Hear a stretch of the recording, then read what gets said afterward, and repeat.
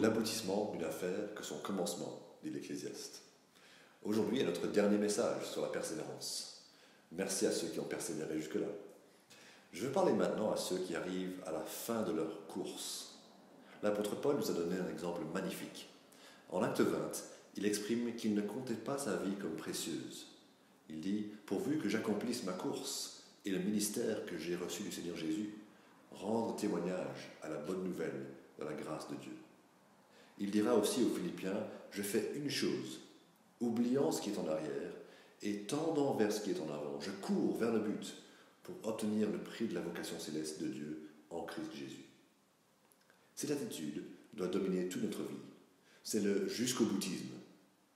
Et elle doit être notre attitude même à la fin, quand nous n'avons que quelques travaux de recherche à écrire, que quelques prédications à faire avant de partir vers une autre église, ou encore quelques années à vivre sur cette terre.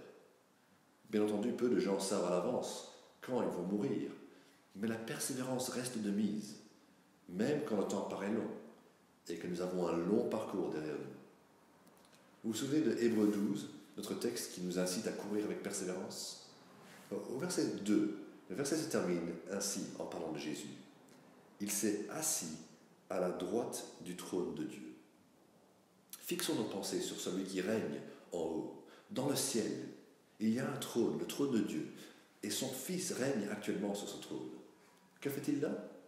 On doit chercher un verset au début de la lettre aux Hébreux, chapitre 1, verset 3, qui dit « Après avoir accompli la purification de nos péchés, il s'est assis à la droite de la majesté divine dans les lieux très hauts. » Jésus, c'est celui qui nous purifie de nos péchés.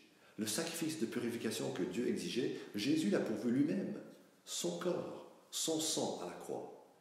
Il ne l'a fait qu'une seule fois, et c'était il y a bien longtemps, mais c'était absolument parfait. Et donc il a maintenant le droit d'être sur le trône, le droit de régner, le droit de sauver. Peu de gens se rendent compte aujourd'hui que Jésus est la personne la plus importante au monde. Pas seulement un personnage de l'histoire, mais la personne au-dessus de tout, aujourd'hui. Gardons en tête deux choses sur ce qui est Jésus. Il sauve et il règne. Et la Bible dit, si nous persévérons, nous régnerons aussi avec lui. Vous aussi, pensez à Jésus et à la récompense céleste, à franchir cette ligne d'arrivée.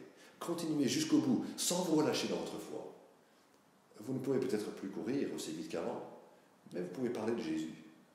Vous ne pouvez pas participer à autant d'activités qu'avant, mais vous pouvez prier.